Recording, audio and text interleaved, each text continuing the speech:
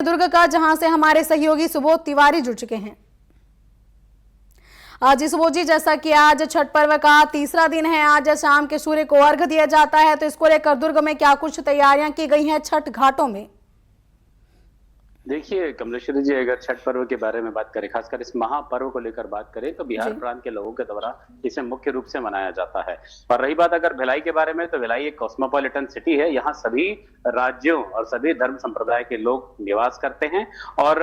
हंसी खुशी के साथ अपने त्योहारों और पर्वों को मनाते हैं। उसी कड़ी में अनेकता में एकता को परिभाषित करने वाले इस भिलाई नगर में छठ पर्व को विशेष रूप से मनाया जाता है। बता देना चाहूंगा कि दर्जन भर से भी ज्यादा तालाबों की साफ सफाई पहले ही की जा चुकी थी और जब दुर्ग जिला कलेक्टर अभिषेक सिंह हैं और साथ ही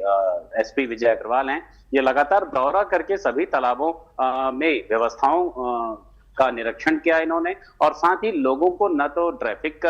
जाम का सामना करना पड़े, न ही किसी तरह के असामाजिक तत्वों की वजह से कोई कानून व्यवस्था निर्मित हो, तो इस बात का खास ख्याल रखा गया। हर छठ तालाब में भरपूर मात्रा में पुलिस बल तैनात किए जाने की बात कही गई और साथ ही बताया गया कि लगातार जो इस तरीके से व्रतियां जो हैं, छठ व्रतियां जो हैं, वह उपवास रखती हैं, खरना करती हैं, अर्घ देती हैं और आज शाम के बाद कल सुबह भी अर्घ दिया जाएगा। तो इस तरीके से जो परंपरा चली आ रही है सदियों से, उसे निभाया जाएगा संतान और परिवार की कुशलता को लेकर, अपनी मनोकामनाओं को पूरा करने को लेकर। तो इसके लिए तमाम तैयारियां हो चुकी हैं और लगातार तालाबों में इसे लेकर भीड़ भी देखी जा रही है। तालाबों में स्त्रियां पहुंच चुकी रहती हैं, परिवार के लोग पहुंच चुके रहते हैं और जो बेदियां हैं वो बेदियां बनाई जा चुकी रहती हैं। तो ऐसे सभी तालाबों में इस तरह की तैयारी देखी जा रही है। वहीं अगर बैकुंठ धाम अम्बेडकर भवन में आयोजित आवास ऋण मेला के बारे में बात करेंगे कमलेश्वरी जी, तो गरीबों को प्रधानमंत्री आवास योजना के तहत बहुत कम कीमत पर आवास देने की योजना लागू की गई है, जिसमें अगर भिलाई के बारे में बात करें तो पहली खबर से अगर भिलाई को लेकर नगर पालिका निगम भिलाई क्षेत्र अंतर्गत प्रधानमंत्री आवास या AHP घटक के हितग्राहियों के लिए आवास ऋण मेला का आयोजन किया जा रहा है। बड़ी बात है कि जो लोग प्रधानमंत्री आवास योजना के तहत मकान लेना चाहते हैं, उनके पास धन की काफी कमी होती है, तो इसे लेकर आवास ऋण मेला का आयोजन किया जा रहा है, जिसमें जो हितग्राही हैं वह आसानी से बैंकों से ऋण प्राप्त करके इन आवासों में जा सकें या आवास उन्हें मिल सके। और 28 अक्टूबर को सुबह 10 से शाम 5 बजे तक इस आवास ऋण मेला का आयोजन किया जाएगा। बताया जा रहा है कि इसमें तमाम क्षेत्रीय जो प्रधानमंत्री आवास योजना के तहत जो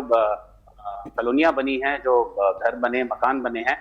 उसके जो हितग्राही पात्र हैं, जो इच्छुक पात्र हैं, वह इन ऋण मेला में जाकर अपने तमाम जो जरूरी कागजात उन्हें जमा कर ऋण प्राप्त कर सकते हैं और प्रधानमंत्री आवास योजना के तहत आवास हासिल कर सकते हैं। तीसरी एक बड़ी बात है, उत्तर प्रदेश के बारे में बात करना चाहूंगा सबसे पहले। तो जैसा कि हमेशा खबर आती रही है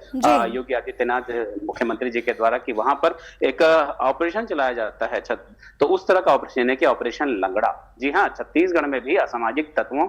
को लंगड़ा करके उन्हें कानून यानी कि सामाजिक जो वारदातें होती है उससे दूर करने के ऑपरेशन की दरकार महसूस की जा रही है, जो बुद्धिजीवी वर्ग है और साथ ही जो सामान्य रूप से समाज में जो वारदातें होती हैं, जो असामाजिक तत्वों के द्वारा कृत्य किए जाते हैं, और वह कानून व्यवस्था में संतुलन स्थापित करने के लिए ऑपरेशन लंगड़ा चालू किए जाने की बात कही जा रही है। बताया जा रहा है कि यूपी में तो कमर के नीचे गोली मारकर हमेशा के लिए अपाहिज कर दिया जाता है, मगर यह अमानवीय व्यवहार होगा। इसे लेकर जिस तरीके से जो अपराधी होते हैं उन्हें उनके साथ कड़ाई बरती जाए, बॉन्ड भराया जाए, ताकि वह आने वाले अपने जीवन में किसी भी वर्ष, किसी भी समय ऐसे किसी भी तरह की वारदात को अंजाम न दे सके। इसकी शुरुआत दुर्ग जिले में विजय अग्रवाल जी के द्वारा महीनों पहले की जा चुकी है और जो भी व्यक्ति, जो भी अपराधी बॉन्ड ओवर करता पाया जाता है, तो उसे तत्काल न केवल बॉन्ड निरस्त किया जाता है, बल्कि उसे जेल द्रव्य किया जाता है और निगरानी शुदा बदमाशों की लिस्ट में शामिल कर दिया जाता है। तो इस तरह की कानून व्यवस्था सुधार को लेकर दुर्ग जिले में पुलिस विभाग की जो प्रक्रिया है वो देखने को मिल रही है। जी कमलेश्वरी जी बिल्कुल, लगातार आपराधिक घटनाएं बढ़ती जा रही हैं, वैसे में जो है कानून व्यवस्था को दुरुस्त करना बेहद ही जरूरी हो गया है। फिलहाल तमाम जानकारियों का आपका धन्यवाद सुबोध।